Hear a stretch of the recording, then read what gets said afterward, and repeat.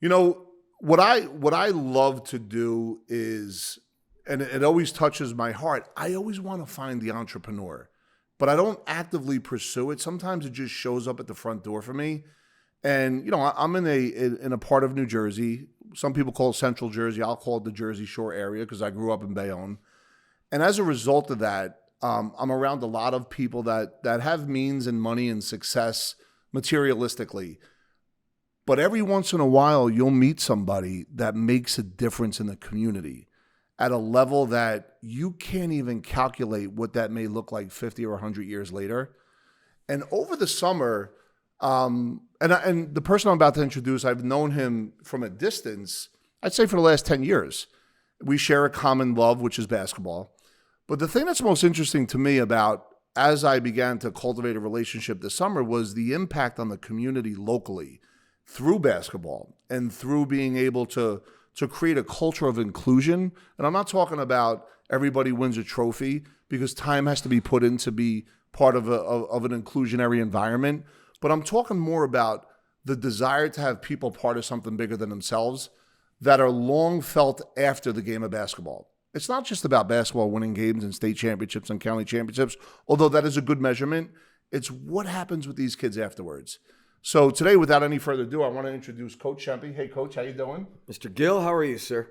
I'm doing great, and thank you so much for being part of the meeting today. Awesome. I get pleasure. Jazzed up for podcast. I have been jazzed for this one. So Coach Shempy has won 2 state championships in New Jersey and a Shore Conference County Championship. And by the way, that just doesn't happen at the front door. There's no recruiting that goes on specifically in your world. I grew up in a place where sometimes people would come from another state to go to the high school. Oh, yeah, for sure. So that's not part of what this is. But I want to get into all that. But before we do, if it's okay with you, could we start from the beginning? Because to me, your story is incredible on many, many different fronts. But most importantly, how basketball has played a part of it. Yeah, for sure. So you're not a guy that grew up in New Jersey, right? No. So where'd you grow up? Let me take you back to Rocky River, Ohio. Yes. Rough along Lake Erie, the mean streets of Cleveland. No, I'm just kidding. Yeah, I'm from Cleveland, huge Browns fan. Wow. Die hard, CLE till I die, the land. But yeah, when I got out, I knew I didn't want to. My parents are from Long Island. Oh, I didn't know that. Oh yeah, my parents are from Long Island. So they gave you a little flavor then. A little something. They gave you something. Yeah, in the land. A little swag in there, I guess. But my dad was a salesman for a copper and brass company, sort of rough and tumble, and worked his way through the Rust Belt, Pittsburgh, Buffalo. When I rolled in, it was Cleveland. Now, how many siblings? I'm one of 7. Oh, wow. Yeah. Youngest, middle, 7. oldest? 2 older sisters. I'm the oldest of 4 boys. Okay. And then my youngest sister. My mom was just not giving up till she had another girl. Yeah. Wow. Yeah. It was basically the 4 clowns and four clowns in the middle that just till another girl came. But so grew up in Rocky River, Ohio. Ended up going to St. Bonaventure University. Now, did you play high school basketball? Yeah, played high school basketball. What was your first step in? Like, what was your intro? Like, how'd you fall in love with the game? Right. So for me, like, I don't know, it was like from grade school on, I loved the game. And being in Ohio, it was football, wrestling. Yeah. Like basketball was almost like the leftover sport of a kid. But like from the very early age, like I loved putting like leagues together and 3-on-3s and pitting my buddies against each other and gassing it up. And I just felt like I loved the game. And what happened for me in the very beginning was I was super small. Going into high school, I was 4'11". But prior to that, 4'11" as a freshman. Wow. As a freshman. Wow. And prior to that, I was always the last guy in the line of the pictures. And I think a lot of that, I mean, it's somewhat of a cliche, but I think a lot of that is what motivated me, because they automatically were like, you ought to look into wrestling. Yeah. You perfect at 105. Wow. You'd be perfect at 102 or 97, whatever it was. And I was always the kid saying like, yo, I'm a hoopster. Like I want to ball. That's what I want to do. I'm a basketball player. Coach, that's awesome. Let me ask you a question though, because my audience is a lot of entrepreneurs, right? Yeah. People that have to feel failure at a high level to succeed. Right. And sometimes there's a lot of versions of you that they say, okay, I'll do wrestling. What was it in your nature, if you could like touch on it, that said, no, what, there's something different for me, even in the moments where you were feeling maybe a little bit of pressure not to play basketball? Because that is amazing at 4'11" to hear that and to still stick with it. Yeah, I mean, as a coach, you wonder, can you instill that into a kid or a player? But I think in some instances, or in business, or in any aspect, It's all relative. All aspects of life, can you give someone can you pull the dog out of someone? Is it in there? Can they, is it just a faint bark, or can you make that a growl? Like, That's a great title. Can you pull the dog out of something? I love it. And that's a lot of what life comes down to, but a lot of in coaching as well. So I think in the beginning, some dudes have it. Like, you're in there, and the minute someone says to you, yo, you shouldn't be doing this, your first instinct is, oh, I'm going to prove him wrong. Did you have a mentor, though, that guided you in those early years? It was interesting because my dad was a baseball player and a lefty, and he always sort of said to us, listen, I want you to play sports. I'm not going to get involved. Okay. He was actually a perfect parent as far as that is. No helicopter parent. Shocking.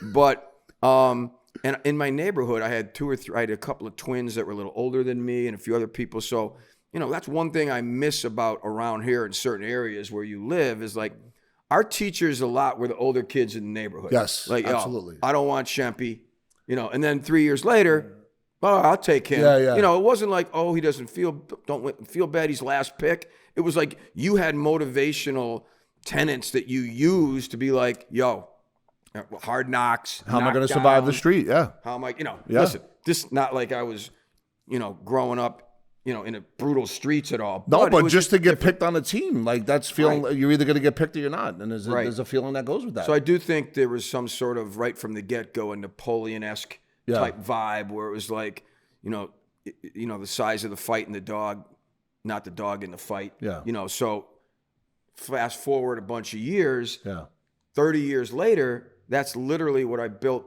the high school program on. And I can't wait to get into that. Right. But you're still in high school right now. Right. High school, yep. You made it through freshman, sophomore. You played ball point guard, I'm assuming? Point guard, yep. And what was the high school career, senior year? Like, what did that look like?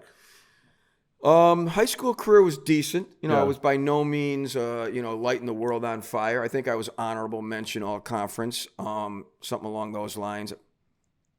Yeah, my senior year, I blew my knee out right before the playoffs. Ooh. But we were an okay team. Yeah. I was a tough little point guard. I probably could have got a sniff from a local D3 in Ohio, but I actually wanted to go play D1.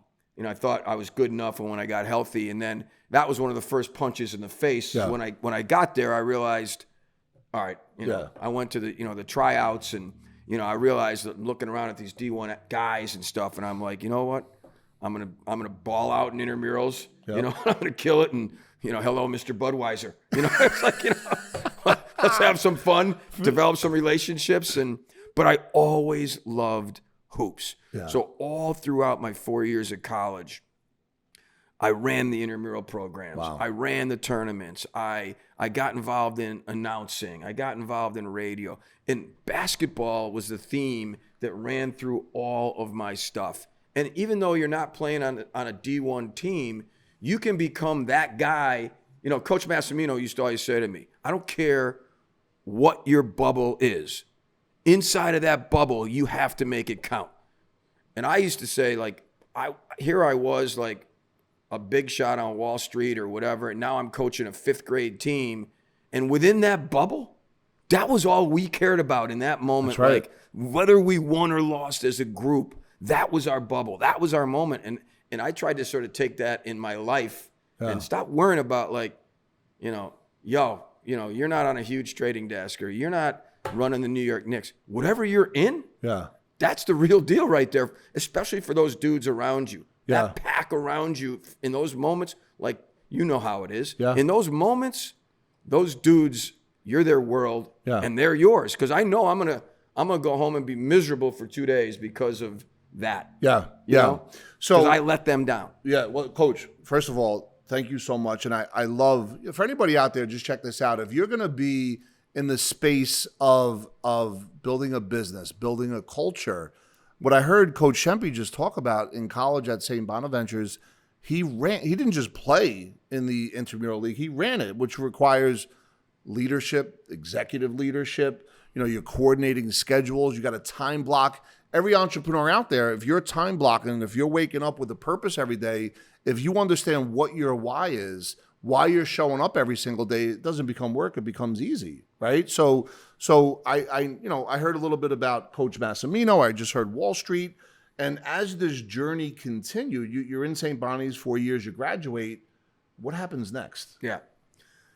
Well, I didn't run this, just to be sure. I didn't run the entire Bonaventure intramural program. Okay. I ran my team. But that being said, everything you say is it's great. still, I agree with somebody it. had to do it, right? Yeah, exactly. Like who? No, and no one volunteered either. I'm sure. No. Yeah. Plus, I wanted my boys on the team. Yes. But yeah, so I left. Got out of Bonnie's. I wanted to go to New York City to become. Now, why? Why did you do that? Like, why did you want to go to New York City? Yeah. I felt like, I saw a lot of guys go back home. Yeah. I just wanted a greater adventure, a bigger adventure, and I just felt that, like, I need to see other things. I had a great upbringing in Ohio. It was a great place to be a kid and grow up, but I was like, I want to go tackle something else. So what's the best city in the world? New York. It's something like out of a bad movie, but I'm going there. I always find it amazing though that people that just leave college and just want to. It's such like it's courage. You know what I mean? Like it's an amazing thing for me whenever I come across, because I grew up 12 miles outside of Manhattan, right? So whenever I hear people that want to do that, it's always curious. I'm always curious about it because I always want to know what was the decision. Some people do it and never come back, but some people do it and they flourish. And what was it about? When you first where did you go? Yeah. So it's interesting because a lot of the guys at college were from where you are. They're from Hackensack. They're from Westchester. They're from New York City. Yeah. And so I sort of surrounded myself with those guys. And when I moved to New York, my first thing was I went to the Jersey Shore because it was the summer. Yep. Yeah. Do you remember which beach? It was in Belmar. DJs. Yeah, I remember one of my first experiences, and your guy over here could probably relate to it, but I'd never seen guys doing push-ups outside of a bar in a parking lot before. But I remember coming off the beach. Here I was, this kid from Ohio, and I walk out in front of this place, DJs, and like there's like 20 dudes in between their cars and on the side just grinding out push-ups, flexing out. That is a normal. I don't think I could do 9 of them. By the way, folks, in New Jersey, that's a very normal thing. Just say they probably still do it to this day. Oh, it was awesome. So yeah, I started out down there. Like I came to New York because I thought I was going to be like the next Bob Costas or Marv Albert. So you went to the announcing thing, and we see that a lot at Victory Park. Obviously, that's my introduction. Right. The Rucker Park, the Victory Park. But so that was your thing. You wanted to be an announcer. Yeah. Wow. Okay. Rolled in, got a job as a what they call a runner or like a gopher. Yep. At ABC Monday Night Football. So you went right into that. Like you went to ABC. Yeah. You got a gig. Well, no. I mean, I needed to make money to pay rent. So that was like at the time, I don't know, $6 an hour production assistant. Wow. Literally like two or 3 days a week, Hustling. that type of thing.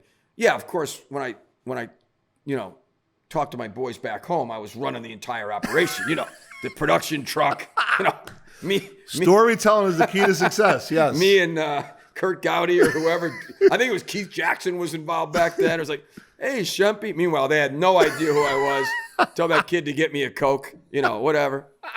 But I took another job. I needed to do other things to live here. Yeah. So I took a job selling men's accessories at Saks Fifth Avenue. Did you really? Yeah. Now, where did you live at that point? Selling belts. Were you? I lived on my sister's couch in Brooklyn. Love it. In Cobble Hill, Brooklyn. So you were at Carroll Saks. Gardens. So you're there selling men's. What was that? Selling men's belts and suspenders and cufflinks and. Wow. Yeah. Right in the flagship store. It was awesome. It was again hourly. You got a job. discount on some of the gear, I'm assuming too, right? I was the best dressed guy making $8 an hour in the history of. But what happened in there was one of the guys that also was a similar situation. We were in the break room, and he was talking about the Knicks. Yeah. And I happened to just be sitting next to him, like, oh, so and so, the Knicks, this, that. We start talking about hoops. He's like, I'm a big hooper. I love hoops. And I'm like, so do I. So we get together. We go to the Y. We hoop it up. Starts telling me about what he's looking to do. His father started a sports information gathering service, and it was sort of before its time. This is like in the late 80s. And it was where they put together information into a database. Wow. Yeah. So I got a job with him through that. Through basketball. Through basketball. Amazing. Just taking a job selling belts. Amazing. In the break room. Yep. Meet this dude whose Yep. dad. So I'm like, all right, well, that's sort of the path I want to take. Yep. So I go out to Hasbrook Heights, New Jersey. So now you're no reverse longer commute. You're still going to Brooklyn?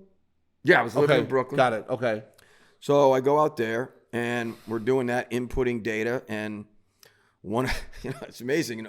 One of the guys we're working with there, I put together a hoop team. Yep. So we start playing basketball in a local league, Cliffside Park. Yes. Playing a summer league, outdoor summer league at Cliffside Park.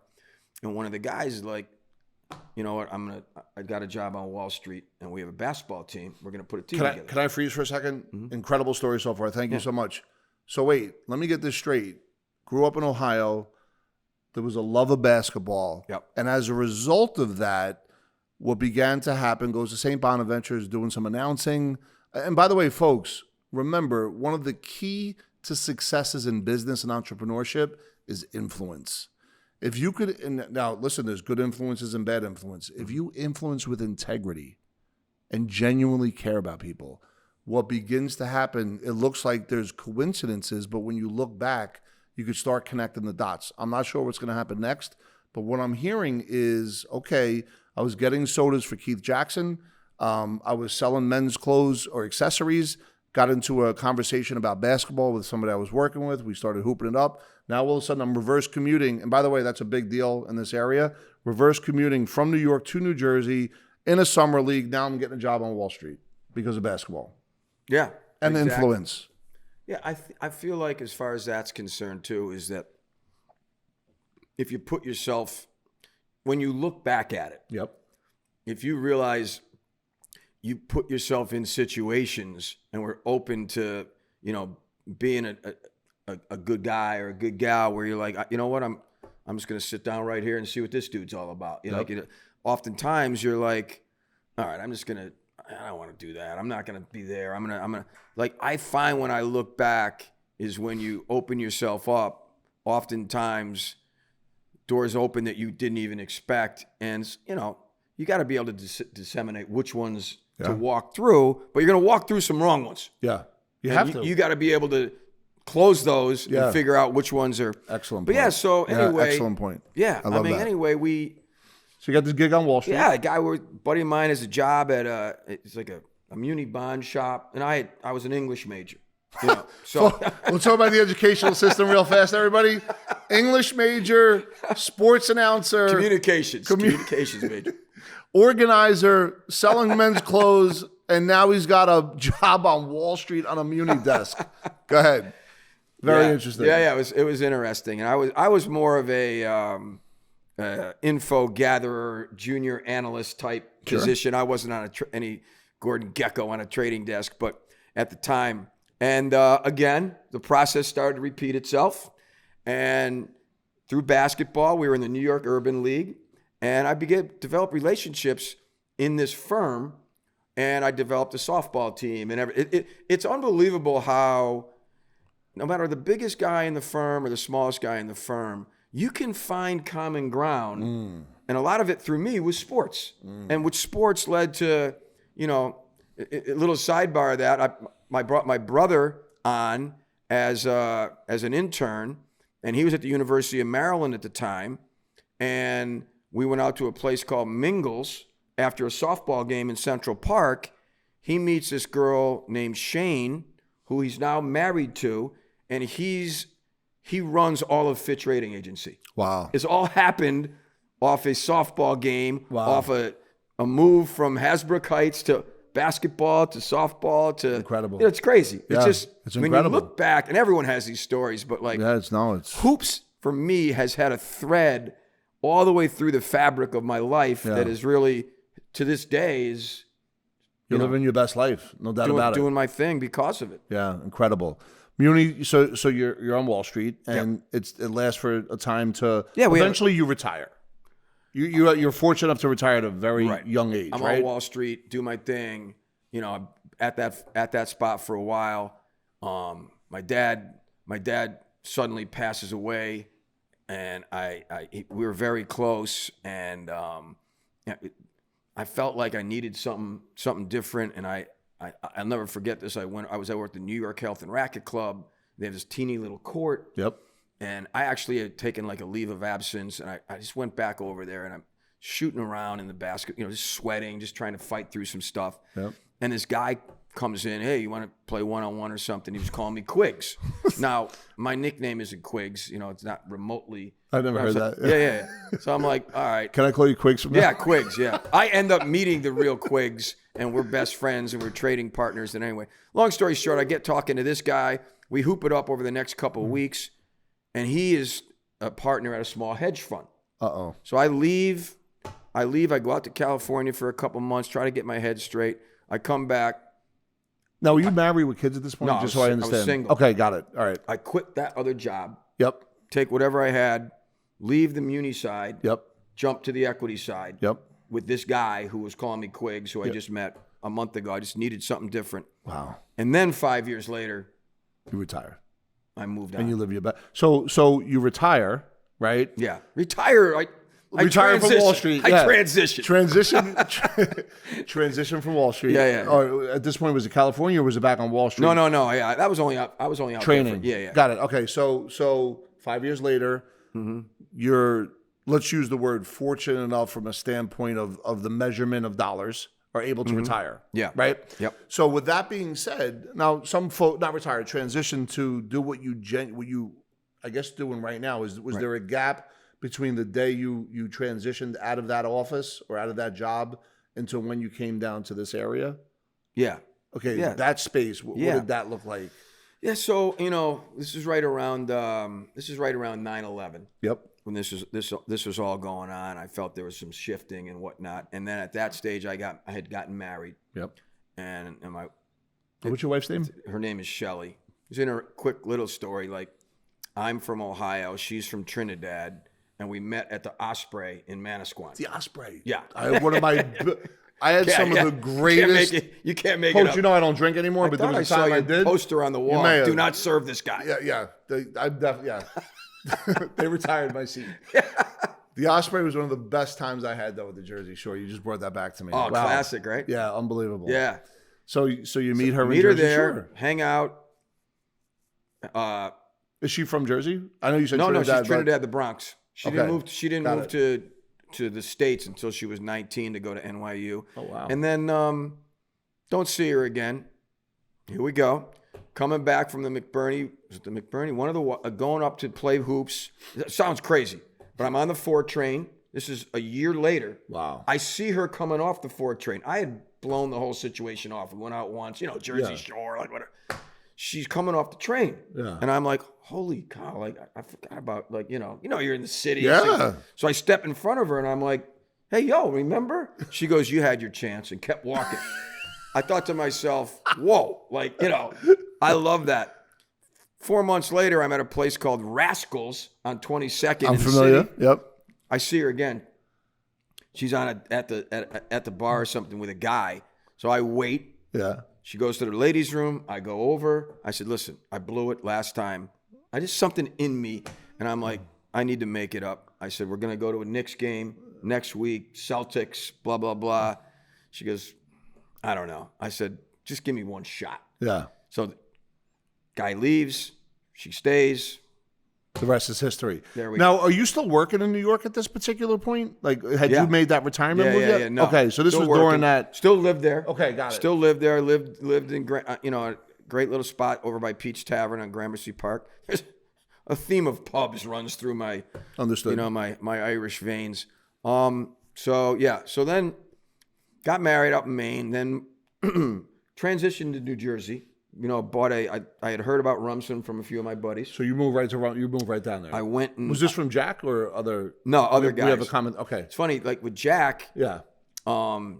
He lived out in the suburbs the whole time. Yeah. Major shout out to Jack Halley, by the way, one of my very first mentors in this business, and because of what he taught me is contributing factor to where I am today. So I always want to give Jack a shout out. Yeah, Jack Howley, a legend, one of the biggest hearts in the game. Also, Bonaventure. Yeah. That's how I sort of got me to the Jersey Shore. So he was the cadet. Jackson. Got it. Jersey Shore, Seagirt. Yep. Parker House was our legend. I got in trouble there too. Just so you know. I was only there once.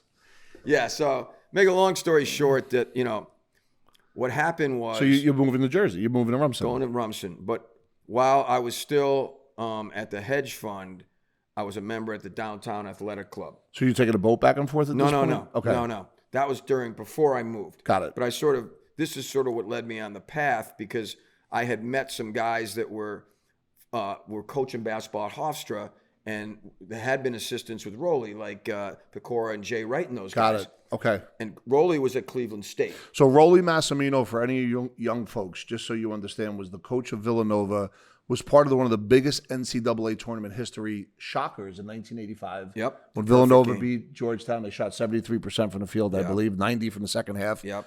Coach Rolly Massimino, by the way, who I think his wife is from Bayonne, but we could fact that. I'm from Bayonne. So anyway, he's talking about Rolly as Rolly Massimino. And these are great basketball mentors to be around. And keep in mind, coaches at a hedge fund. Right.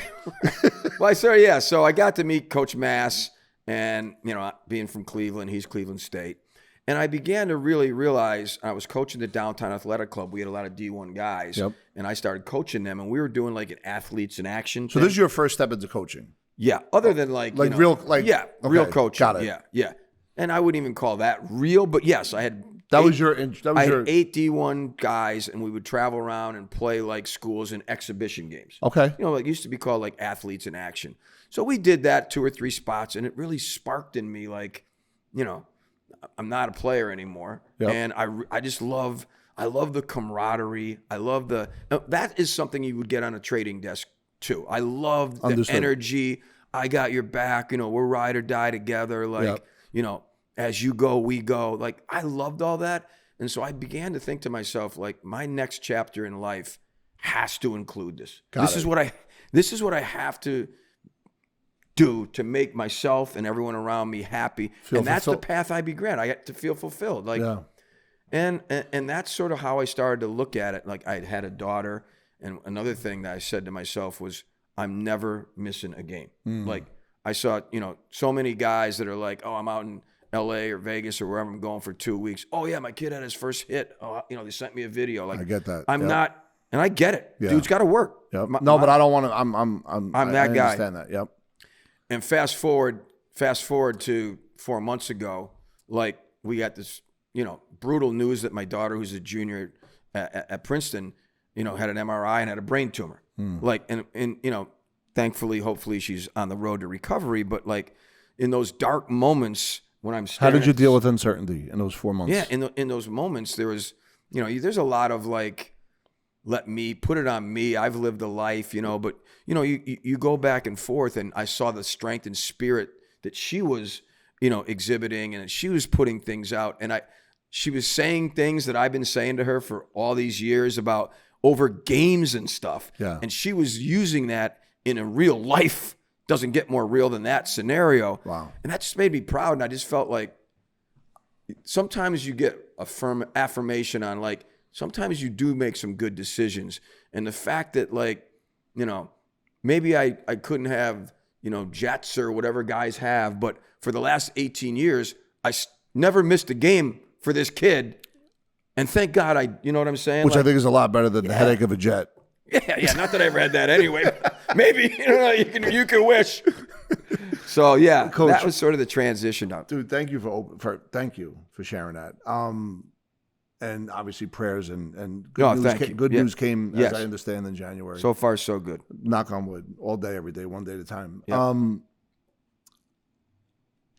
First of all, the journey when you started coaching these athletes in action, Downtown Athletic Club. Were you able to really, because you always know great coaches are regular players, but they become great coaches, especially when you're around athletes. Yeah. Were you able to recognize at that point your ability to dissect plays and understand X's and O's, but more importantly, understand the psychology of a team, even in those early days when you first started doing this? I would suspect that. I asked that question because I've seen you, I've watched you from a distance, and I've seen how you coached. And there's a certain style and there's a certain type of understanding of what's happening at the floor at that moment. Was that born in that time when you were able to, when you first started doing that, or did you learn that over time? Or I think for me, what I felt I had a skill for was gathering men and gathering players and making them, feel that what we're doing has purpose. And for each and every one of you, you're going to feel better about being a part of this team. Yeah. So before I got to the X's and O's, I just always felt that was something that I was decent at. And it was also something that guys could tell I loved. Yeah. And when you're in a business or a team, the people that you're around, the players, the clients, the guys that work with you, they know whether you're genuine and whether you're sincere. And I think that was, to me, one of the times where when I went down. So Coach Matt Rowley he had gone to a school called Northwood University. But you met him during this time of your life, though, right? Met him in that time of my life. Okay.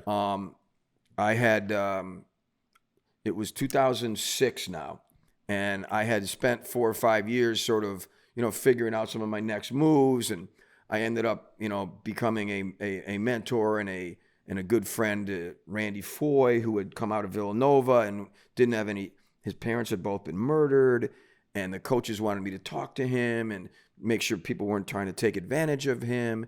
And after we met 2 times, he moved into my house, became like a son to me. Wow. So I had a lot going on where I had sort of this NBA rookie that, and I have 2 daughters, that I was sort of looking out for and learning from. Yeah. So I'm training him, watching the whole lottery process, and I go down to play golf.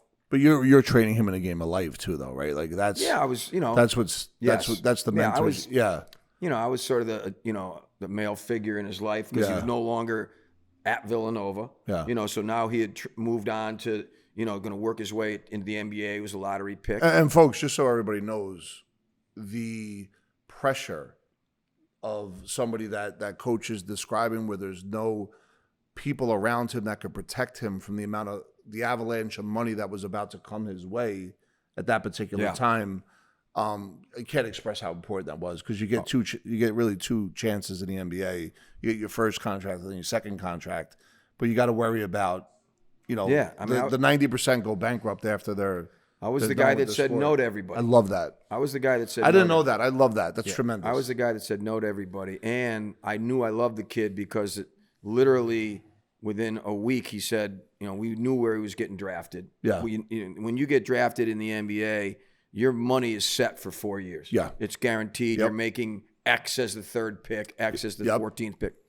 And he said, my first thing is I want to start a charity for Randy Foy Foundation. The Randy Foy Foundation, for the Alma Flagg Grade School and the other places in Newark, to give back. And a lot of athletes say that, but he lived it. Yeah. So I'm like, this kid's heart was always in the, although his heart and his organs are actually on the other side of his body. That's a whole crazy another story. I can't wait to hear about that later. Yeah. But anyway, so I had working with Randy. I go down to play some golf with Rowley, and Rowley's foursome at Jupiter Hills on the regular was Rowley, Chuck Daly, Bobby Orr, and Billy Cunningham. Wow. Like the Sunshine Boys down there. Wow. So Rowley was sort of hanging it up. And then a local school, someone left him a bunch of dough, and they said they saw his name in the paper, and they were like, Coach, would you want to come out of retirement and coach this NAIA school? I'm D3. I'm down there. Yep. Billy Cunningham had hurt his back. So down there, meaning you live there? Or no, I was down just visiting. On vacation. Okay. Visiting, playing golf with Coach, and Billy Cunningham had hurt his back or something, so I'm in the group. Rolly gets the phone call from the athletic director, and he turns to me and said, "Yeah, you always wanted to be a coach. Now's your chance." No way. Yeah, it's a true story. Way. Wow. He might have thrown a few little, you little so-and-so, So I went home. I talked to my wife. I said, "This is my shot. I want to do it." I didn't know about that. I never knew this. I left. I moved to Florida. I commuted back and forth. Now, and we built the program. There was no basketball team. We Wow. went out. Rolly and I were walking into, Ocala, Florida, YMCA, and the Kiwanis Club. It was building a business. Unbelievable. Again, building a business. Yep. but it was a little NAIA program. And I watched Coach Mass go into places where there was 9 people in there at the most, as you said, in 1985, he was on top of the world. Yep. A legend. We were going into places, and I would think to myself, like, oh my God, like, what are we doing? What are we doing in here? This guy's a legend. Yeah. Like, there's 8 people here. They don't know. They're here for the free chicken wing. You know, like, Yep. it never fazed him. I love that. A warrior. Like, he would focus on those 8 people, and like they were the most important people in the world. That's what great And leaders made me do. think, like, Yeah. my first job down there as his assistant coach was there was a pool outside of the facility that we were going to build. It was like actually an outdoor pool. Yep. My job was to check the pH balance of the pool and make sure kids showered before they jumped in, you know. So it was like no job too small. Wait, so this was your job after retiring from Wall Street? Hung Go it ahead. up on Wall Street. Thought I was a honcho. I get down there. Coach Mass is like, that's what you're doing. Yeah. And you did it. I did it. Because you're coachable. Best pool guy there ever was. Yeah, of course. But anyway, so we did that. We built that program.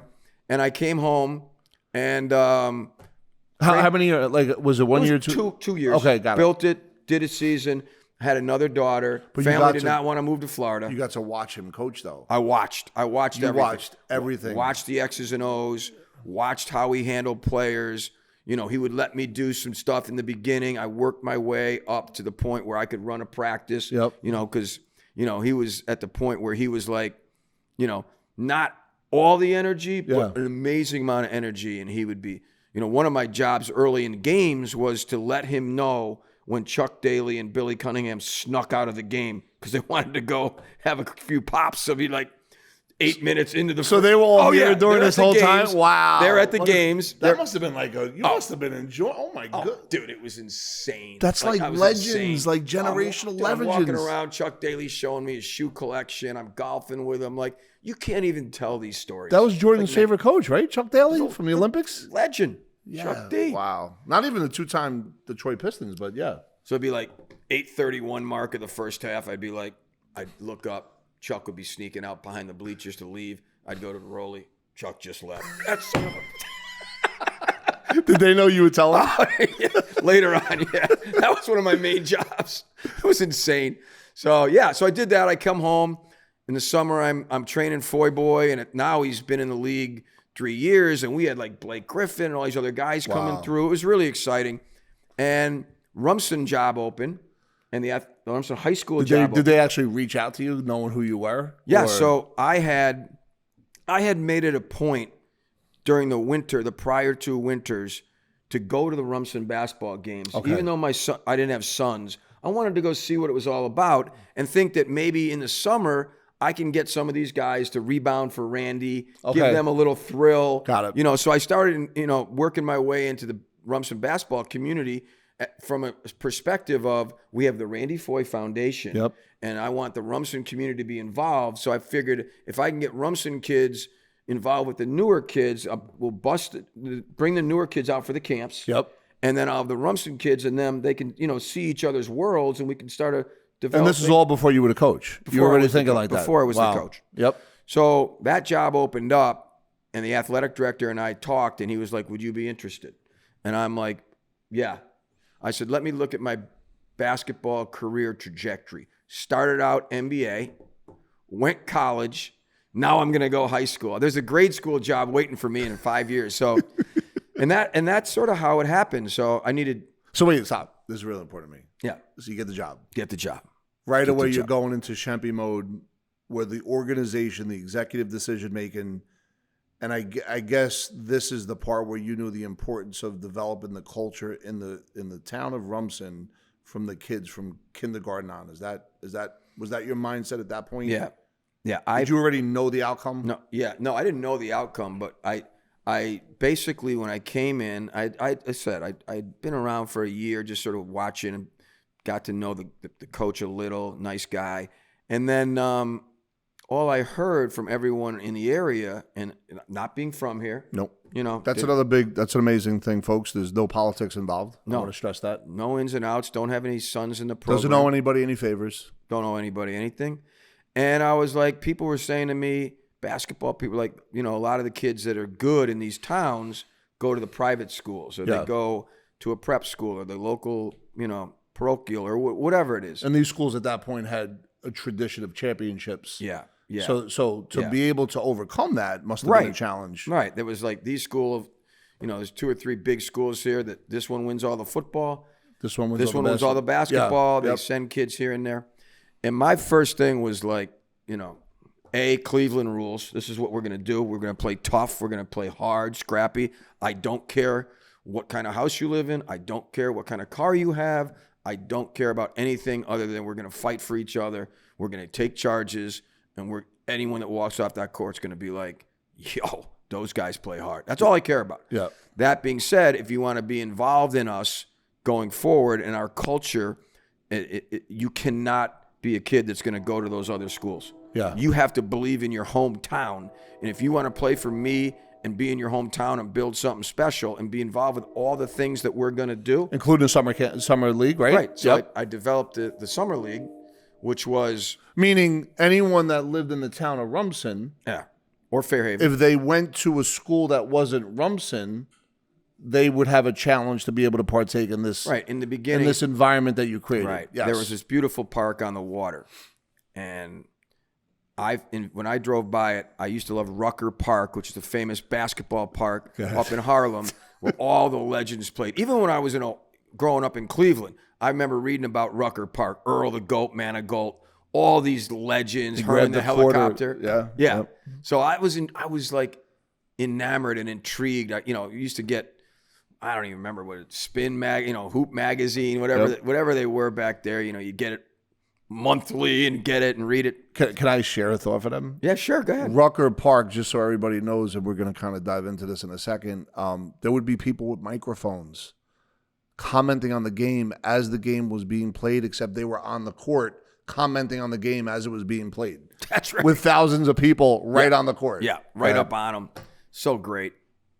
So that's what I said. I'm going to bring, Rucker meets Norman Rockwell type vibe. Love it. To the town. And I said, I'll get this park going. I'll get the leagues going. It'll be for kids in Rumson, Fairhaven. The parents and the fans will come. And then they'll go to the local merchants. And now the ice cream shop, the Italian restaurant, everything around there. Everyone will benefit from it.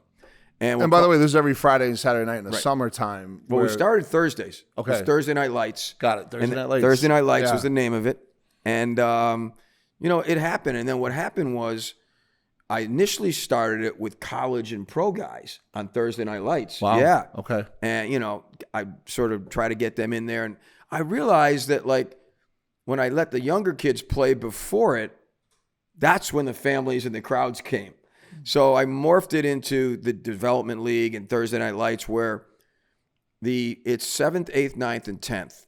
We have a draft. Yep. And we, with the 8th pick, Crazy selects, Yep. Robert Gill from Holy Cross School. Yep. That type of vibe. And the varsity guys, the 11th and 12th graders, they coach the teams and draft the teams. They must wear shorts and a shirt and tie or a Hawaiian shirt or a theme. Wow. So they have to do that. And then when those kids that are in 7th and 8th grade get to high school, they now know the seniors. They know the rules too. They're not afraid. They know people. It's hard. It's hard even for these boys. You're walking into high school, you don't know anybody. So it's a circle of life thing where they got to know these dudes that are the stars of the school. Yep. So by the time they're a junior, they've drafted that 7th grader. Yep. Whether he's good or not, now he's got a nickname. Yes. Now he's got some confidence. Now he's walking down the hall and a dude gives him a fist pump. Yep. Yo, Beef, what's up, dude? Yeah. Oh, wait, I know that guy. It became a circle of life, and all of a sudden the league is wildly popular. And you have the microphone during the I'm games. on the mic. I'm doing the whole routine with the nicknames, and looks like he gives the parents nicknames too during the game. I see Rob coming across the parking lot, and I'm like, well, it looks like happy hour's over. Rob Gill's coming in. The 2-for-1 special just ended.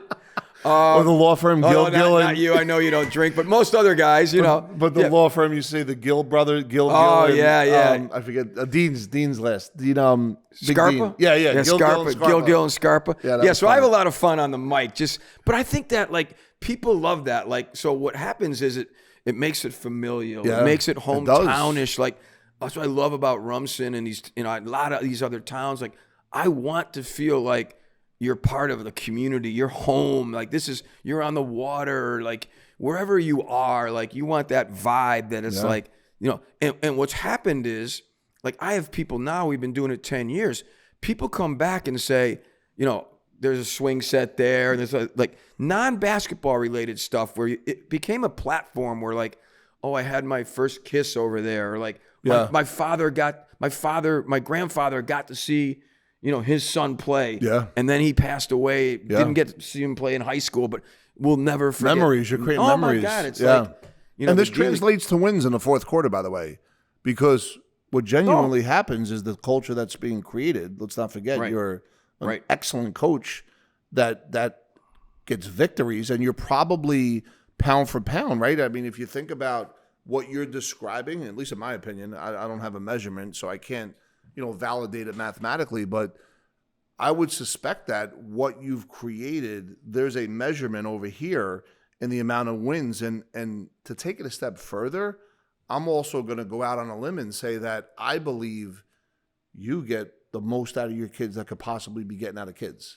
on every single one of your teams based on what you're describing. There's coaches that underperform based on talent. I would suspect that you overperform based on talent. That's just from what I see. Yeah, I mean, it's interesting in that the first state championship that we won, in 2017, was that group was the first D-League squad to actually have a championship. For 4 years, they went through 7 years later. Got it. They were juniors and seniors, and they won the first championship in Rumson Fairhaven history. That was the first one in history? I think it was the first Group 2 section they ever won. Yeah. Wow. Yeah.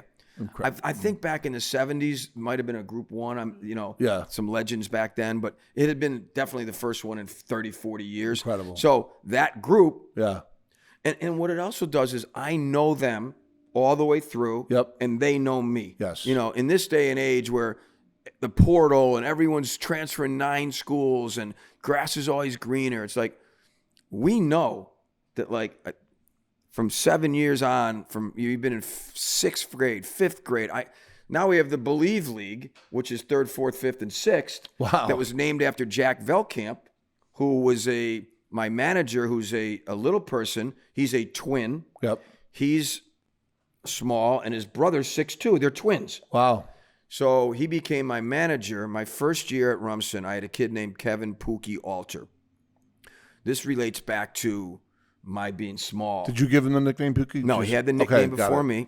He's 5'5", and when I first got the job, there was like this kid Pookie is so fast and he's quick, but he didn't start as a junior. I came in and saw him, met him, loved him. Yeah. I made T-shirts that said "Small, Quick, and Tough." We were known as Squat Unit. Yep. Take down big, slow, and strong all the time. Yep. I built the entire thing around this kid, and he never swore. He never drank. He only got A's. He was just a dream. He went to the U.S. Naval Academy, played hoops, D1, Wow. 5'5". Wow.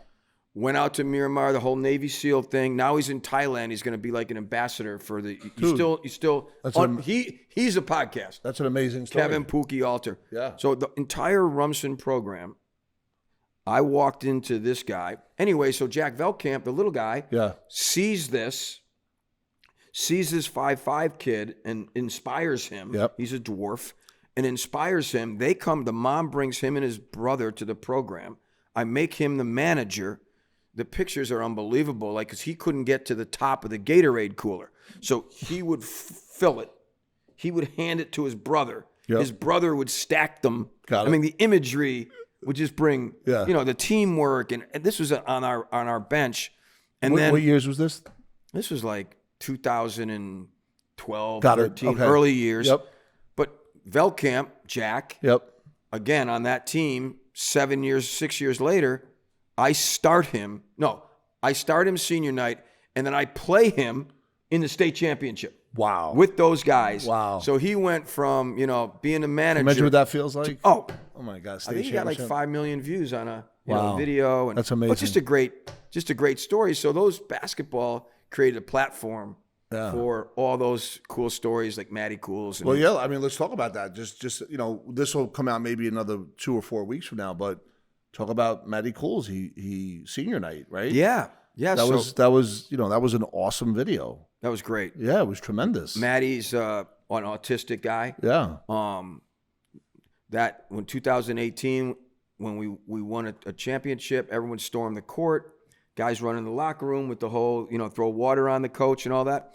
And as I was going in, this guy, Ed Newman, who I got to know a little, stopped me, and his son, Matty, was with him. So I chatted him up for a second, and then something just hit me. I'm like, you're coming with me. Yeah. Now, he wasn't part of the program or anything yet. Didn't really know him, but I could just see it in his eyes that he wanted to. I took him by the hand. Yep. I went into the tunnel, and then they could see me. The team could see me coming. They didn't know I had him. Yep. And when I ran into the mayhem and everything, he was with me. So that was his indoctrination. He was a little like, wow, what's going on? That was his indoctrination into Rumson basketball. From that point forward, now we had a kid on the team named Matty Ice. Matty Ice. And this kid's name was Matt Newman. And I said, you know what? We already have Matty Ice. I'm naming you Matty Cools because you're a cool dude. Yeah. So that's how the name Matty Cools. That's what he's known as. Yeah. Now no one even knows his last name. I thought his last name was Cools. I swear to God, I did. Everyone does. So I did think that. Just a pure spirit, like every day is Christmas for him. He comes in. It made everyone around him better.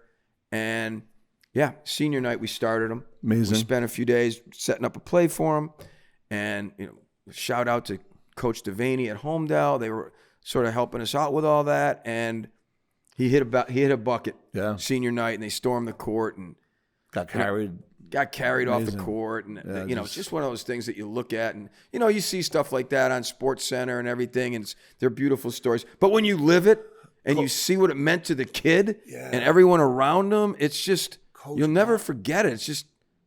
It's just life-changing. What I find amazing about you is how important it is for these kids to have experiences. Right. And to connect, not to say that the coaches don't think or want to do that, but it just seems to me that that's like a very important piece for you, beyond just the winning of the game. Yeah. The human touch. Yeah. The understanding that there's a life after this. Yes. The understanding of how this can help impact other things in their life later on. Because the experience was so good, even if they won a championship or not. Yeah.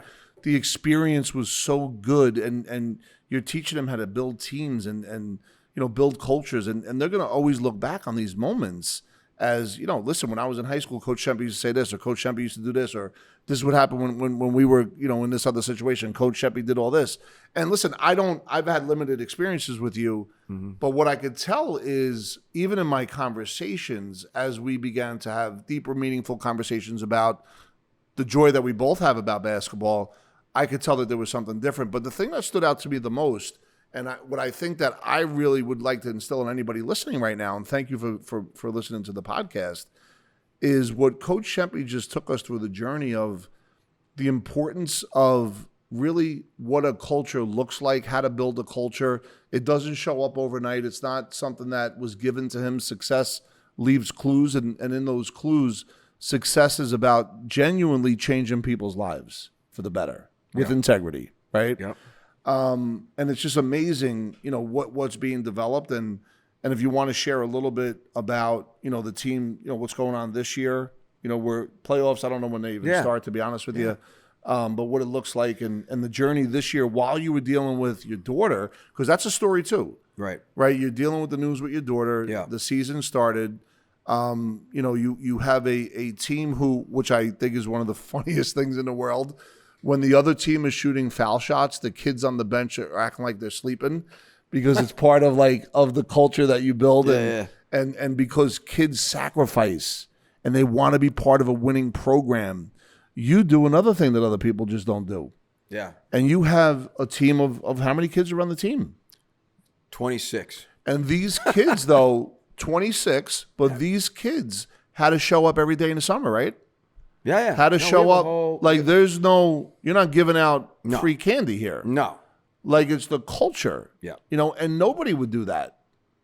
And that's what I love about that. I mean, I love that. No, I know. I love that. Listen, on so many levels. Having gotten to know you and what Rob Gill and everything around him is all about. I watch your enthusiasm and how you've built your culture and how you build your business. And I honestly, that's why I'm on this podcast, because I'm not a big podcast guy. Yep. I really have a lot going on. And I'm just like, just watching how you've done it, how vested you are in your own sons and your own business. That means something to me. Like, so for me to see that, sometimes it reaffirms that, like, there are guys around me that get it and are doing the right thing, and not just saying it. Like, when you put the kind of time that you put into your family, that's all I need to know. So for me, people will say, like, oh, you carry 25 guys. That's insanity. Yeah. But the way I look at it is, I want guys to know that the way we run our team, probably the way some guys run their business. I don't know if another high school does this. My bench sits in order of enthusiasm. No one just sits on that bench. So what we do is we watch the game film, and then we watch the bench on film if we can. Because that way, you have been on a bench guy, and you got to sit there while the coach talks to the 8 guys that played, and you're just like half asleep. I've been that guy. Yeah. So I want everyone to have an experience. So each week we have a pasta party. Then everyone gets up, and the council, which is the seniors, top 2 or 3 seniors. Grab your notebooks, grab your pens. That run the team. They rank the bench based on enthusiasm, selflessness, and attitude. So if you left the gym and there was bottles on the floor, that is what we call noted. If you didn't help your teammate up or you were the last one to get there, noted. So at the end of the week, when we get together for the pasta party, the teams lines up, the council gets in front and says, all right, Shempy, there's the water cooler, then there's Shempy, then there's Gill, then there's Smith, all the way through the starters. Then each kid must get up, state their name in front of the council, and give a 1-minute rebuttal as to why they should or shouldn't be in that position. This teaches them public speaking. Yes, it does. Confidence. Oh my God. The ability to get up in front of people, the ability to defend themselves, the ability to be creative, the ability to become men. And we've done that every week for 10 years. So at the end of the rebuttals, and this takes an hour and a half, the end of the rebuttals, the council reconvenes, they listen to the rebuttals, and then they re-rank. And then a week later, we repeat the process. So that is basically letting everyone on the team be involved. Sounds like accountability to me. Full accountability. Yeah. There's no hiding from it. And it puts you on Front Street. And that's why other people, how is he carrying 25 guys? Well, every single guy in that program has value and cares about it. Yep. Like some of the most important guys I've had in the program never played. Yep. I'm still in touch with them today. I've written college letters from more guys that didn't play basketball in college that did. Wow. Because that's how much they meant to the program, the team, and their other players. So we have a thing, we say tradition never graduates. That's one of our most important traditions. We have TNG written on our shirts. Tradition never graduates. It's all about attitude, keeping the tradition, and having your brother's back. I mean, we talk about the strength of the pack. Well, we live it. Like, to me, like, before every game, we hold hands, look to the brother on your right, look to the brother on your left, and let's bow our heads for 15 seconds and think about how hard we're going to work for our family, for us, for the guys in this room. Like, I get goosebumps just talking about it. Like, I like to take that to my life, that's what I missed. Yeah. Being in that locker room with the guys, like, knowing that we're going out to roll together, surround yourself with those on the same mission. I used to say that to Foy Boy and everybody else. Like, I love the picture of a bunch of tigers in formation on a hunt. Yep. When you stray out, that's when the demons come. Yep. But if we're all on that mission together, we're holding hands, heads bowed, ready to rock, there's nothing better. Nothing we can't beat. Unbelievable. Thank you for sharing. Wow, there was a lot of content there that is business excellence, that is team culture, team success, that is built with integrity, that, like I said at the beginning, is going to create something 50, 100 years from now that you don't even know what the impact's going to be by any one of these kids that you've touched. No doubt about it. I just wanted to run through that brick wall, just so you know. I need you to know that. So I saw you get a little jacked up. Yeah, I'm ready to go. Like, I'm ready to go. That's what I want to go, like, just go tackle somebody outside. I'm a sneaky Tony Robbins. No, you got me. I look, brother. I watch. Brother. I watch. I just never been able to come over the top and jump in. I want to jump through that wall right now. I do. Like, I'm just like losing my mind as we speak about this. But Coach, look, that was phenomenal. What you just talked about, the council, the process, the water cooler, the who sits where, what that looks like, the community. That's unbelievable. Like, that's just not done. That's not a normal thing. So let me ask you this, because the fort came on the scene, right? Yep. And the fort has been a miracle for me. Let me just start there. Thank you. Got you, buddy. You've done the right thing by your boys, and they are really coming through it. You know, the fort has been not only a miracle for us, but to see something along those lines where it can help a family like yours and your boys who, you know, may have, you know, like your one son, Robert, who didn't make his high school team for whatever reason, to bounce back by being at the fort because, you know, you and your wife and we had the ability and the platform to put him back in there at this beautiful place. Yeah. To watch him overcome. That's tough getting cut. Yeah, it is. It is tough. It just punches you right in the gut. And that's what a lot of kids leave the sport or leave their job or leave or start doing crazy stuff. So to watch that move, it's simple stuff, like you said, like that will impact his life. No doubt about it. And he'll be able to draw on that experience going forward. And what's been happening, just as a quick sidebar, Robert, he did get cut. There was players from all different grades, a very good high school situation, and you know, we thought he was good enough to make the team. He didn't make the team, and there was a moment of maybe a week or so of where, you know, you question certain things and you want to retaliate, but I had I was fortunate enough to know about the fort, and because of that, my son Robert, and you know, I'm writing this little thing called Rob Season, right? Right. So when my son Robert got cut, I reached out to you, and I reached out before because we were in the last part of the tryout, and Doug. Well, you guys had been doing some training there. Yeah, for about 2 months. Yep. And Doug was training Rob, you know, those last 3 days of tryouts at night. And, you know, unfortunately he gets cut, and he was devastated. And me and my wife, we wanted to make sure we gave him another outlet, so we went into track for 2 weeks, and he hated it. You know what I mean? Like, it was brutal. And I remember I reached out. Not for everybody. And I asked you for help. Right. And you created a structure for him that, and you know, I'm documenting this whole journey. There's been 35 1-hour workouts, one-on-one with Doug, 22 strength and conditioning workouts, 12 the joint workouts that I was doing beforehand. Right. And Doug and you know, the league that has created, there was basketball opportunity. There's been not only 2 scrimmage games, but 2 other games that he's been able to play. Right. In this area where he was cut. And I'm going to now say that, you know, whoever cut him, thank you, because I think he's better now than had he stayed on that team. It's not a knock on the team. What I'm saying is, you know, once you get in season, whatever those practices look like versus the individual skill work that he's been working on, he hasn't played, you know, enough pickup, but that's going to happen. But he's a better player now, I think. I'm pretty confident on that, actually, than he was on December 1st. Yeah, I mean, skillfully and confidently and everything else. And that's because of what the fort is. And this has taken your DNA at Rumson Fairhaven, and now you're extending it out beyond the high school, beyond the Rumson community. Correct. That's important here. Oh, for sure.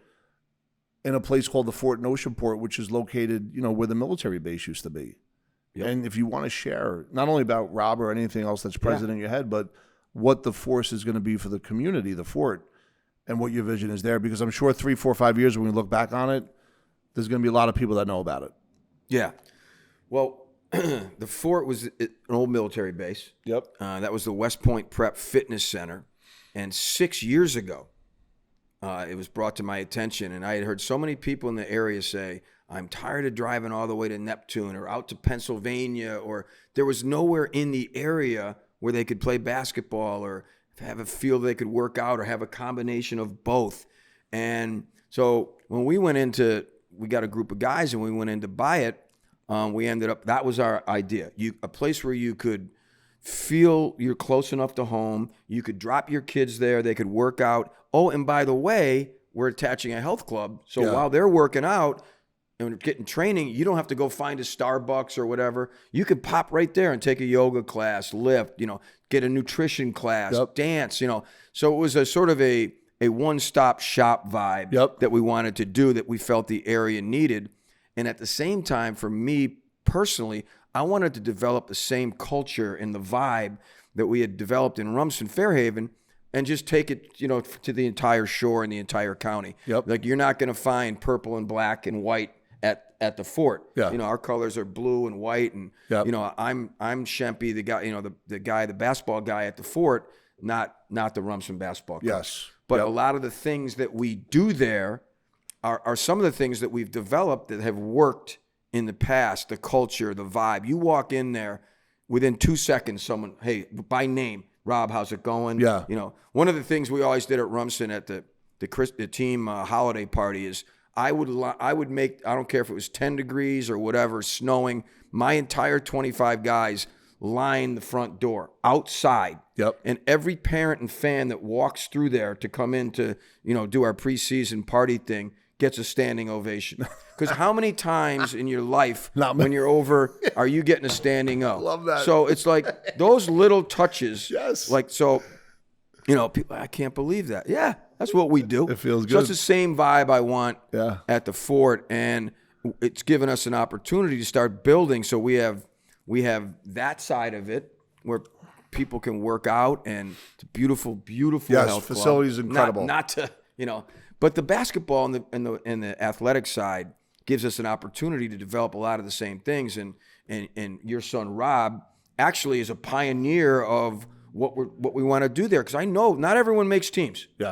But a lot of those kids shouldn't just throw their basketball dreams and their self-confidence away. So we developed a program that basically takes those guys. They wear a shirt and tie on game day. They have a real coach.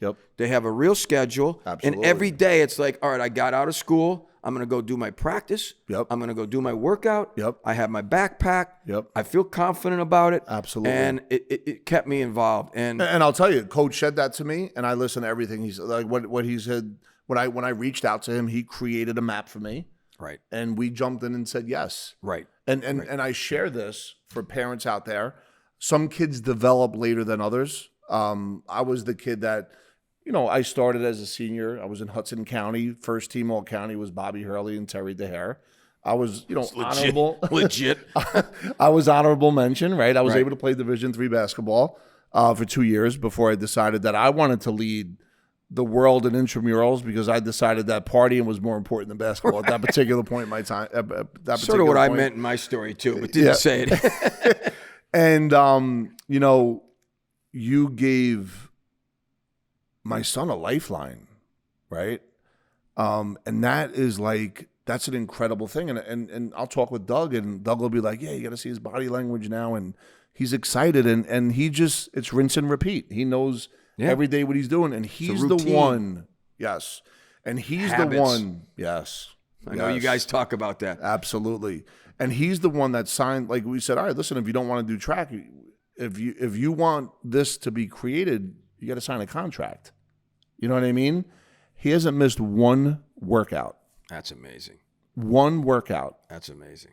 Even when he was tired. You know what I mean? Wow. Hasn't missed one. I see him there grinding. It's inspiring. Yeah, it's genuinely incredible. And I say this, listen, for anyone, I know for me, we're donating for the military, right? I want as many people to have the experience at the fort that I'm having. Right. I really do. Parents that are out there, there's soccer, there's not just basketball, there's soccer, there's other opportunities. And I think that if you want your child, boy or girl, to be good in a sport, and there's challenges maybe because they're not the best at their age right now that's getting all the attention, there is a structure there. There is a continuity with intentionality program that's designed as a rinse and repeat model to help your kids get from here to here just through the consistency nature of what Coach was just talking about. And he's transferring all that work from when he was selling men's accessories to Wall Street, to coaching NAIA school, to Rumson Fairhaven. And this is part of the, Rumson Fairhaven is still obviously the culture. Dogs are still barking. But yeah, but what's happening is the fort is that next thing, right? Is the next part of the story. Yes. Yeah. And to create awareness here, by the way, if somebody wants to get in touch with the fort, how would they do it? And Coach, that's for you over there. How would they actually get in touch with the fort? Yeah, well, it's the fortathletic.club.com. You could hit me directly at Shempy, SHEMPY, at thefortac.com. It's all personal. You hit me direct, we'll get you going. I mean, one of the things about the fort that I love and that I wanted to, there's a lot of different sports. It's not just hoops, but we're not focused on putting together the best of the best AAU or the elite team. Like, I want guys that want to be there, girls that want to be there, that want to get confidence, that want to feel better about themselves, not because they won the trophy because they were on a team and they had people that cared about them. Like, that was a military base. I went in there. I was there looking around, very beginning. A guy from behind me says, "Can I help you?" I turn around. It's a true story. It's like something out of Hoosiers. And from the steps from the shadows is this guy, all looks like a military guy. Yep. Turns out his name was Colonel John Acapinti. He'd been at the fort for 20 years, and he was still the caretaker of the fort. This is after they shut it down? They'd shut it down, but I was looking at it to buy it. Okay. And I just sort of slipped in through a side door. Yeah. And all of a sudden, this figure comes from behind me. "Can I help you?" And I turn around. It was a military guy. After talking to him for 10 minutes, and what a patriot and what everything, I'm like, if we get this thing done, that's the first guy I'm bringing in. And that's the first guy you'll see when you walk into the fort. Yeah. We hired him. We're tied to the military. We really want to get going with the military. And this is where I wanted to announce and talk about how generous, you've been, the Gill family and Epic Wealth, So they are going to donate 5 full memberships, annual memberships, to the Fort Athletic Club for whether it's military, other charities. They got the ball rolling for us where we want to jump in with the community, and we want to jump in with the people that really need the fort and the culture and the things that we can bring to them and what they can bring to us to open our eyes and the inclusiveness and togetherness, And we've shown that whether it's autism or wounded warrior or the vets, these are the people that we want to be involved with. We're working with Lunch Break, which is a huge, we've been working with Family Promises. Any extra food that we have from our stuff, we're giving right over to them. So really get the ball rolling with you guys. And, not everyone steps up right away. So I know you're very successful at what you do here, but the culture that you brought here, you're bringing to us, and in the form of these 5 basically scholarships to get people involved, is a huge start for us. And we want to start that with some military folks that may or may not be able to afford coming to the fort as a member. We want to make them a member. We don't want price to be an issue on any of this stuff for those people. Yeah. And I just wanted to thank you personally and your family and your firm for getting the ball rolling for us and stepping up. No one knows it's a startup business. Yeah. We all know that. We're in the middle of a pandemic. Yeah. But what that allowed us to do was bounce over that hurdle, and that, okay, it's COVID, it's a pandemic. We got to make this the cleanest. We got to make it with the best airflow. Yeah. It instead of looking at it as, oh my God, this is going to be a disaster, we looked at it like this is going to give us the best opportunity to be the best athletic facility we can that will make people comfortable. And then right off the bat, we get a partner like you, and we think the sky's the limit. We've overcome a lot. We're ready to bring the culture. Yep. And people like you as our partners. Yep. It's all about helping kids and making people feel better about being a part of something. Yep. That's what we're looking to do at the Fort. Yeah, and what I'm also going to do is extend out to my other partners, people that you don't know yet, that will be also making scholarship offers as well. Oh. So that's we're in the process of having those conversations to be able to kind of create as much awareness as we can, to the importance of everything you just described, right? But also like the storytelling behind what this thing really represents. Right. You said you started looking at it 6 years ago, right? Mm-hmm. And it just opened when? Was it September, October? Yeah. So I think I came in like 3 weeks after it opened. But there must have been a journey there from 6 years ago to when it opened in October. That's part of perseverance, though. Like that's what I mean. Like it took 6 years to open. Some kid's going to get impacted by this next month because of all the, you and whoever your partners are. I don't know all the names. Yeah. I apologize. I know Scott. But I think that that's another part of it when you take the money out of it. Yeah. Now listen, money's a measurement, but when you take the money out of it. The impact of it is so powerful. For the business to go. But we know, like, listen, this isn't open like, oh, I'm going to make a fortune at this. This is not. No, it's also not why you coach high school basketball. What this does, I want to, we, the other guys I'm with at the Fort, we want to be able to impact lives, change some, make people feel better about themselves. Like we need to make money in order to keep the place open. Sure. But no one's getting rich off this thing. It's a place where I've said, like, I want to spend the next 15, 20 years of my life doing what I love and helping people feel better. And it took 6 years, right? It took 6 years to get it. People, I have shirts that say opening spring of 2018. Wow. I kept them. I stopped wearing them. Yeah, we thought we were going to open, and then we had a contract issue, and then there was some environmental stuff, and then a little thing called the pandemic. Yeah. So we fought for 6 years to get it open. Yeah. That's why, like, even now when I walk in there and I see the kids in there in the Fort shirts and they're playing, like, it's like one of those old commercials. I have like a tear coming down I have my dog in there, the dude, like, and we have, I wanted to bring her today, but I couldn't believe it. One of our partners is Delia Hamlet, who led battalions in Afghanistan. Wow. She's great. She's one of our partners. And we're going to do an outreach program that you and I spoke about a little. That's going to be part of the scholarship thing, where we're going to deal with a lot of the local schools, and to get them involved. And whatever teacher has shown the most enthusiasm, has voted on by the kids, we're going to give a membership, a scholarship / membership to, because we all know that, like, it's teachers, and the cops, and the nurses. That's who we want to focus on for some of the altruistic and some of the the things that we're talking about. Let's reward them. Let's bring them in. They're the ones that are really, when it comes down to it, whether they're leading our children or we get, as my most recent thing showed me that, like, it's the health, and who really, when you need someone who's there, those are the people. So I want to be able to help them, and I'm hoping through the Fort and the generosity of folks like you that it's the teachers, it's the cops, it's the nurses. Let's get them in, help them, the vets. Let's remember them and use this as a platform to get it going. Yeah, and Coach, let me ask you this for all great journey today. Thank you so much. No problem. What does it look like for you 10, 15 years from now? What do you want it, like, people are going to talk about Coach Shempy and white hair. Yeah. Hair's whiter. Still there, though. It's still That's there. a big deal. It's still there. It's still, you don't want to lose the furniture if you step out the furniture. People, yeah. I'm now Buddy Ebsen. Anyway, so how do you want to be remembered? That reference alone makes me old.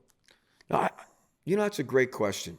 I want to be remembered. Like, I always think about that. Like, you probably asked this yourself. Like, how do you remember high school coaches? Like, how do you remember a guy in your life? Like, I want guys to be sitting around 20 years and 10 years and say, you know what, I love Shempy. Man, he really changed my life. He understood what I needed. He helped me set me on a course.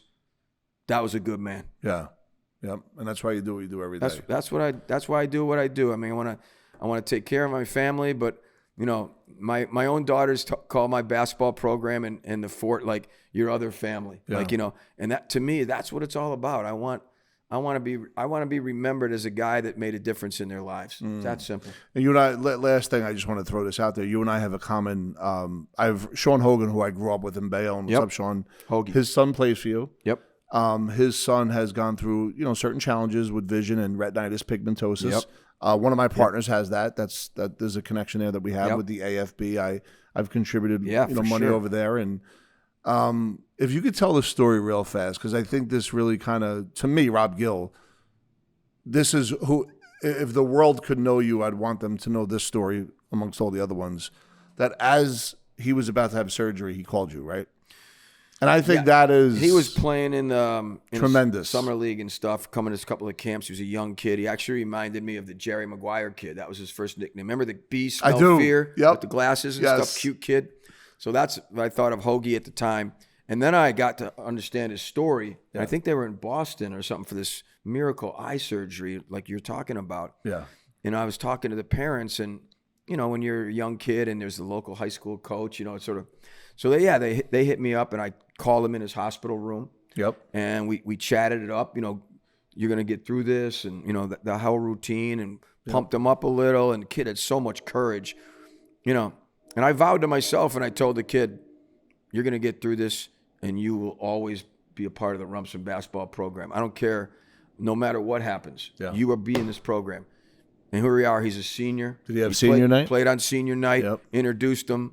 His game is nice. He can bang threes. Yes. But, he's tough. I know his dad was a great player. His dad was Sean Hogan was a Bayonne 9th grade and under legend in basketball, probably averaged 35 a game. Wow. Breaking double, sometimes triple teams. Well, his son is become a legend in his own right. And, I couldn't be prouder to have him as part of the program. Yeah. Doesn't even wear glasses anymore. Yeah. He's out there doing his thing. It really came through for him. He's going to go to college, and he's a huge part of the program. And that was one of the best stories I've ever been involved in. Yeah. So folks, for me, when I thank you for sharing, Coach, and I think that it's about contribution and service, right? Right. You have a great life. If people were to look at it that doesn't know everything, they'd say, well, you have a great life already. You have a wife, a beautiful wife with children, and you're living the life you want to live, but you're still continually giving more.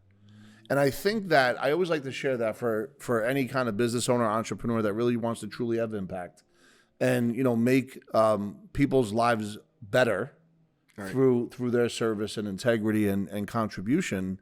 There's always a common denominator, and the common denominator is selflessness. The common denominator is obviously integrity. What's in the best interest of other people, thinking of others first. And that's I don't know if everybody knows that outside of here. You know what I mean? And I would like everybody in this area, Rumson, Fairhaven, Eatontown, Colts Neck, all the areas around when it comes to the fort and the presence of the fort, for them to understand that this is what your kid and you are going to be able to attach yourself to, understanding what the fort is all about. And it's really another example of what an increase in base camp looks like for you as far as contribution and service. So I just want to honor you for that. And I want to thank you so much, Coach. Thank you. Phenomenal. Oh, man. Thank you so much. Appreciate you having me here. I know you got a game in a little while. So. I know it's a sidebar, but I'm a big fan of, the whole life. I have it. Oh, wow. We didn't even talk about that. Sleep at night guarantee for me. Did Jack sell it to you? He did. I was guardian, and I look back, and I always think to myself, and Randy Foy as well. I mean, I'm no longer involved in his business finances and stuff, but that was one of the things he did early. Yep. And I'll never forget where I had Wall Street guys saying to me, "Dude, you're nuts. Like, you could take that money."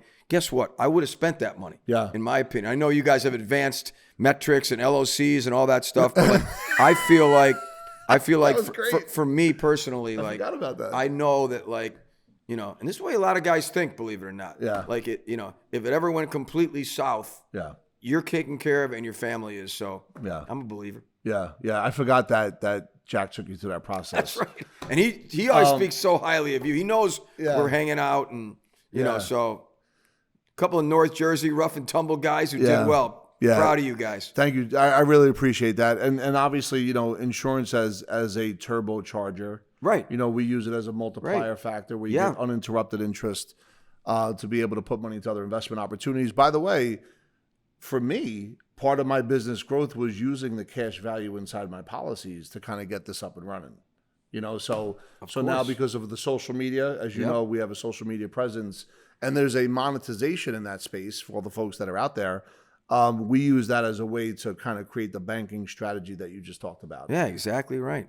So thank you for that. I appreciate it. Take advantage of that dough you have sitting there and let it earn more. Yeah, exactly. And let it earn in a multiplier way. Correct. Right? So get multiple use of each and every dollar. And by the way, that's what Coach talked about on how he trains his kids, how he goes from player 1 to player 26, and the way the structure is and the multiple uses of emotions. I'll use that as an example here. Culture and how this impacts practice. I'm sure practices must be amazing, right? I'm sure, like, bus rides must be amazing. Well, yeah. Like if you think about all that. If you're not clapping in practice, you're doing push-ups. So, like, if you're, if you're not encouraging or clapping, and Matty Cools runs the practices. He has 5 Jeopardy questions to start each practice. And we do the whole, dun, dun, dun, dun, so it's a whole, if you want to come to a revival, come to a practice. Do you we think do the same thing at the fort? Let's go. Let's go. Do you create new stuff off of like what you have? Is there like an elevation? Yeah. Oh yeah. We with him, it's the Jeopardy questions, and we have like a Spartan tunnel where you have to go through and clap your heart and all this other stuff. So yeah, it's that whole process, whether it's at practice or the fort, like, it's always given me like another venue or a platform to try my crazy stuff. Stage and a microphone. Yeah, it's a walking, talking podcast. I love it. Well, Coach, thank you so much. Oh, thank you very much. I really Appreciate it. It means the world to me. And for everybody, just check it out. Once again, we're here hunting human excellence from any industry. We talked about innovation that comes from the outside. Well, you think of a local high school basketball coach. I don't think so. I think it's the innovation that came from the journey of whether it was Wall Street, whether it was the land, Cleveland, whether it was down in Florida and being mentored by Rolly Massimino, one of the greatest college coaches of all time.